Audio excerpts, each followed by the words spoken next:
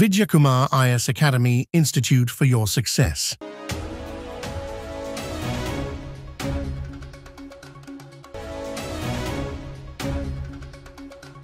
வணக்கம்.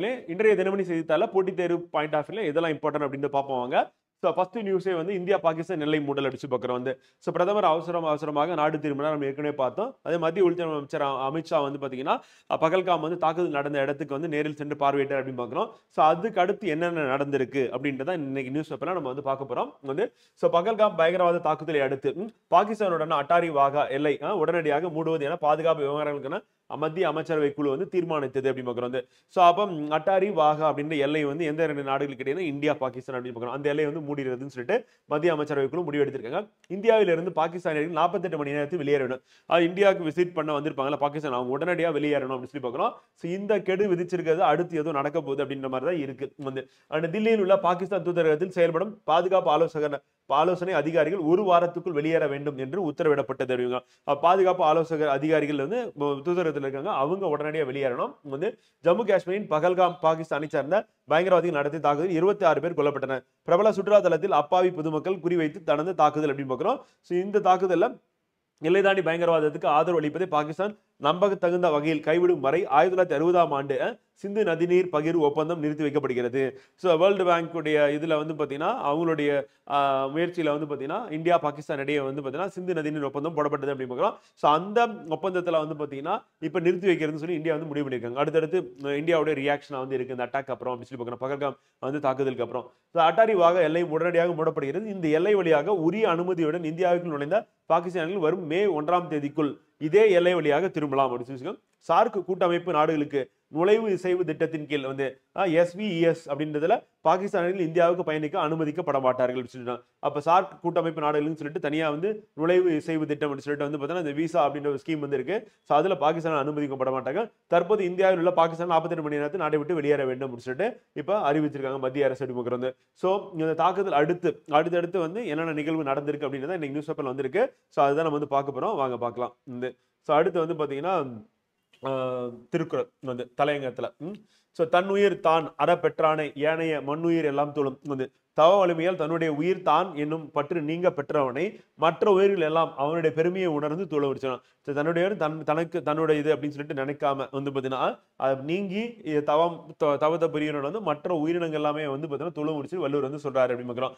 ஸோ அப்போ வந்து நம்ம சொல்லும்போது வந்து என்னது எல்லாமே எனக்கு தான் அப்படின்னு சொல்லி நினைக்கிறவங்க வந்து பார்த்தீங்கன்னா என்னன்னா சிறியவர்களாகவும் வந்து பார்த்தீங்கன்னா எல்லாமே மற்றவர்களுக்கு என்னுடைய உயிரும் வந்து பார்த்தீங்கன்னா மற்றவர்களுக்கானது அப்படின்னு சொல்லி நினைக்கிறவங்க தான் பெரியவர்கள் சான்றோர்கள் சொல்லிட்டு வள்ளுவர் ஏற்கனவே சொல்லியிருக்காரு.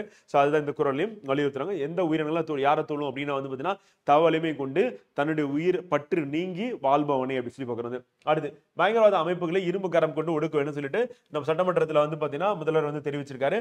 ஸோ காஷ்மீர் பயங்கரவாத தாக்குதலில் உயிரிழந்தவர்களுக்கு இரங்கல் தெரிவிக்கும் வகையில் தமிழக சட்டப்பேரவையில் மௌன அஞ்சலி செலுத்திய உறுப்பினர்கள் பார்க்கறது. ஸோ இப்போ நாடு முழுவதும் வந்து பார்த்தீங்கன்னா இது வந்து தாக்குதல் வந்து எதிரொலிப்பாக அதிர்ச்சியா வந்து பார்த்தீங்கன்னா ஒவ்வொன்றும் நடந்திருக்கு. இதுல வந்து மத்திய உள்துறை அமைச்சர் வந்து பார்த்தீங்கன்னா அங்க பள்ளத்தாக்குல வந்து பார்த்தீங்கன்னா அங்க இருக்க அதிகாரிகளோட ஆய்வு மேற்கொண்டது அப்படின்னு பார்க்கிறோம். ஜம்மு காஷ்மீர் தாக்குதலுக்கு உலக தலைவர்கள் கண்டனம் தெரிவிச்சிருக்காங்க. வந்து இதை கவனிக்கும் போது நமக்கு ஒரு சில விஷயம் புரியும். யாரெல்லாம் கண்டனம் தெரிவிக்கிறாங்க, யாரெல்லாம் வந்து இரங்கல் தெரிவிக்கிறாங்க, யாரெல்லாம் துணை நிற்கும் சொல்றாங்க வந்து. அப்ப இந்தியாவுக்கு சப்போர்ட் பண்றது யாரு, இந்தியா கூட தீவிரமா எதிர்க்கிறது யாரு, பயங்கரவாதத்தை இந்தியாவோட சேர்ந்து எதிர்க்கிறது யாரு, அப்புறம் ஜஸ்ட் ஒரு இரங்கலை மட்டும் தெரிவிக்கிறது யாரு அப்படின்றத வச்சு நம்ம என்ன பண்ணிடலாம்னா இந்தியாவுடைய நட்புறவு அந்த நாடுகள் எப்படி இருக்கு நம்ம தெரிஞ்சுக்கலாம். நாங்க ஃபர்ஸ்ட் பார்ப்போம்.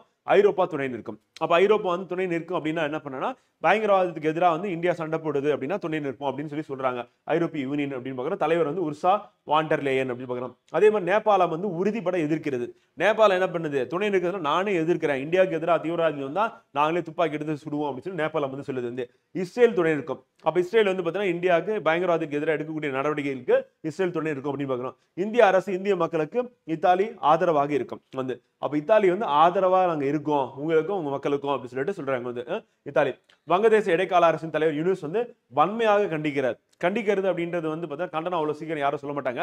அதை கண்டனம் தெரிவிக்கிறாங்க. நேபாளம் ஒரு கட்டத்துக்கு மேல போய் நாங்களே சண்டைக்கு போறதுக்கு ரெடியா இருக்கோம் அப்படின்னு சொல்லி சொன்னாங்க வந்து. ஏன்னா குர்கா ரைஃபிள் அப்படின்ற ரெஜிமெண்ட் வந்து பார்த்தீங்கன்னா நம்ம இந்திய ராணுவத்தில் வந்து இருக்கு. அந்த படை நேபாளில் இருக்கக்கூடிய வீரர்களை தான் வந்து இந்திய ராணுவத்தில் வச்சிருக்காங்க. ஸோ அதனால அவங்க சொல்றதுல நம்ம ஆச்சரியப்படுத்திக்கல. நம்ம நேபாளம் இப்போ நம்ம நெருங்கிய உறவு கொண்ட நாடா இருக்கு. வங்கதேசமும் அப்படிதான் இருக்கு வந்து. அந்த இலங்கை வந்து வெளியுறவு அமைச்சர் என்ன சொன்னா பிராந்தியத்தில் அமைதி மற்றும் பாதுகாப்பு நிலவுவதில் இலங்கை உறுதியாக இருக்கும். அப்ப இலங்கை மூலியமா வந்து பாத்தீங்கன்னா எந்த ஒரு பிரச்சனையும் உங்களுக்கு வராது அப்படின்னு சொல்லிட்டு இலங்கை இது மூலியமா சொல்ல வராங்க அப்படின்னு பார்க்கலாம். ஜெர்மனி வந்து துணை நிற்கிறது. ஐரோப்பிய யூனியன் எப்படி சொல்லிச்சோ, தலைவர் எப்படி சொன்னாரோ அதே மாதிரி துணை. பாகிஸ்தான், சீனா பாத்தீங்கன்னா இரங்கல் தெரிவிச்சிருக்கு. அப்ப என்ன பண்ணலாம் அப்படின்னா, இந்தியாவோட துணை நிற்போம்னு சொல்லல, அதே மாதிரி தீவிரவாதிகளுக்கு தாக்குதல் வந்து கண்டனமும் தெரிவிக்கல, இறந்த மக்களுக்கு இரங்கல் தெரிவிக்கிறோம், அவ்வளவுதான், வருத்தப்படுறோம் அப்படின்னு சொல்லிட்டு சொல்றாங்களே ஒழிஞ்சு, அப்ப தீவிரவாதிகளுக்கு எதிரான நடவடிக்கையை வந்து பாத்தீங்கன்னா எடுக்கிறதுக்கோ அல்லது இந்தியாவுக்கு துணை நிற்கிறதுக்கோ யார் வரல அப்படின்னா பாகிஸ்தானும் சீனாவும் வரல அப்படின்னு பார்க்கணும். ஆப்கான் தாலிபான் அரசு கட்டணம். ஆப்கான் தாலிபான் அரசு வந்து பாகிஸ்தான் அரசு இப்ப வந்து பாத்தீங்கன்னா மோதல் போக்குல கடைபிடிச்சிட்டு இருக்காங்க. அதனால இந்த சந்தர்ப்பத்தை பயன்படுத்தி ஆப்கான் அரசு என்ன பண்றாங்க அப்படின்னா, தாலிபான் அரசு வந்து இப்ப பாகிஸ்தான் தீவிரவாதிகளுக்கு வந்து கண்டனம் தெரிவிக்கிறாங்க அப்படின்னு பார்க்கிறோம். அவங்களுக்குள்ள ஏற்கனவே பிரச்சனை இருக்கிறதுனால இவங்க என்ன பண்ணாங்க, இப்ப இந்தியா சைடு வந்து ஸ்டாண்ட் எடுத்து பாகிஸ்தான் தீவிரவாதிகளுக்கு வந்து பாத்தீங்கன்னா எதிர்த்து கண்டனம் குரல் வந்து தெரிவிச்சிருக்காங்க அப்படின்னு பார்க்கிறோம். இது மூலியமா மற்ற நாடுகள் நம்மளோட எப்படி வந்து நமக்கு பிரச்சனை வரும்போது நண்பன் வந்து பாத்தீங்கன்னா உதவ மாட்டானா, அவன் உண்மையிலேயே நல்ல நண்பனா இல்லையான்னு சொல்லி வள்ளுவர் கண்டுபிடிக்கிறதுக்கு நமக்கு அந்த தீமை அப்படின்றது நடக்கும்போது தான் நமக்கு வந்து தெரியும் அப்படின்னு சொல்லி சொல்ற. அதே மாதிரி தான் நமக்கு ஒரு பாதிப்பு, தீவிரவாத பாதிப்பு அப்படின்னு மற்ற நாடுகள் எப்படி ரியாக்ட் பண்றாங்க அப்படின்னு வச்சு நம்ம என்ன பண்ணலாம், மற்ற நாடுகள் நமக்கு உதவுவாங்களா உதவ மாட்டாங்களா அப்படின்னு நம்ம தெரிஞ்சுக்கலாம் அப்படின்னு பார்க்கணும். அது காஷ்மீர் பயங்கரவாத தாக்குதல் உளவுத்துறையே தோல்வியே காரணம் அப்படின்னு சொல்லிட்டு என்ன பண்றாருன்னா, காஷ்மீருடைய கட்சி தலைவர் வந்து பாத்தீங்கன்னா, அதாவது இந்திய மஜ்லிஸ் வந்து கட்சி தலைவரும் மக்களவை எம்பியுமான அசாதுதீன் ஒய்சி வந்து கருத்து தெரிவிச்சிருக்காரு. அப்ப உளவுத்துறை தோல்வியை அடைஞ்சிருக்கு அப்படின்னு சொல்லுவாங்க. இது நம்ம வந்து யோசிக்க வேண்டிய ஒரு விஷயமா இருக்கு. காஷ்மீர் பயங்கரவாத தாக்குதல் உச்சநீதிமன்றம் கடும் கண்டனம் தெரிவிச்சிருக்கு. உச்சநீதிமன்றம் வாலண்டரியா வந்து என்ன பண்ணிருக்காங்க அப்படின்னா கண்டனத்தை தெரிவிச்சிருக்காங்க அப்படின்னு சொல்லி பாக்குறோம். அப்ப தீவிரவாதிகளுக்கு எதிரான நடவடிக்கைகள் அரசு ஈடுபட்டு கைது நடவடிக்கை ஈடுபட்டாலும் அதை உடனடியா வந்து பாத்தீங்கன்னா விசாரிச்சு அவங்களுக்கான தண்டனை கொடுக்கறதுல உச்சநீதிமன்றம் ரெடியா இருக்கு அப்படின்னு பாக்குறோம். அடுத்து பஹல்காம் தாக்குதல் உயிரிழந்தவருக்கு இரங்கல் தெரிவிக்க பிசிசிஐ வந்து பாத்தீங்கன்னா என்ன பண்ணிருக்காங்க அப்படின்னா கண்டனம் தெரிவிச்சிருக்கு. அதே மாதிரி நேற்று நடைபெற்ற விளையாட்டு போட்டியில வந்து பாத்தீங்கன்னா விளையாட்டுல ஜம்மு காஷ்மீர் பஹல்காம் நகரில் சுற்றுலா பயணிகள் 26 பேர் தீவிரவாதிகள் சுட்டுக் கொல்லப்பட்ட தீவிரமான நிகழ்வுக்கு இரங்கல் தெரிவிக்கும் விதமாக ஹைதராபாத் மும்பை ஆட்டத்தின் போது வான வேடிக்கை மற்றும் சியர் லீடர் கொண்டாட்டங்கள் ரத்து செய்யப்பட்டன. மேலும் இரு அணிகளின் வீரர்களும் தங்கள் கையில் கருப்பு பட்டை அணிந்து விளையாடியதுடன் ஆட்டத்துக்கு முன்பாக தாக்குதலில் உயிரிழந்தவருக்கு 1 நிமிஷம் மௌன அஞ்சலி கடைபிடிக்கப்பட்டது.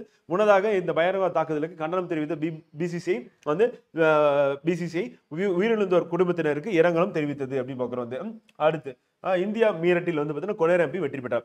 இந்தியா மீட்டில் வந்து ஃபிடே மகளிர் கிராண்ட் ஃப்ரீ வந்து 2024-25 செஸ் போட்டியில் இந்தியா மீட்டில் வந்து இந்தியாவின் கொனேர் எம்பி வெற்றி பெற்றார் அப்படின்னு பார்க்கிறோம். கொனேர் எம்பி எந்த விளையாட்டு பிரிவை சார்ந்தர் பார்க்க கிராண்ட் மாஸ்டரும் கூட. அவர் வந்து செஸ் விளையாட்டு பிரிவை சார்ந்தர் அப்படின்னு நமக்கு எக்ஸாம் பாயிண்ட் ஆஃப்ல இம்பார்ட்டன்ட் ஃப்ரெண்ட் நோட் பண்ற மாதிரி இருக்கும். இவ்வளவுதான் ஃப்ரெண்ட். இன்னைக்கு நம்ம நியூஸ் பேப்பர் ஃபுல்லாவே இதுதான் கவர் பண்ணிருக்காங்க. இதான் நமக்கு எக்ஸாம் பாயிண்ட் ஆஃப்ல இம்பார்ட்டன்ட். இது இல்லாம கூடுதலா கண்டென்ட் அப்படின்றது வந்து நம்மளுடைய மந்த்லி கரண்ட் அஃபேர்ஸ்ல உங்களுக்கு கொடுத்துட்டு இருக்கோம். அதை ரெகுலரா ஃபாலோ பண்ணீங்க அப்படின்னா கரெக்டா இருக்கும் ஃப்ரெண்ட் வந்து. Okay, thank you. See you on tomorrow current affairs.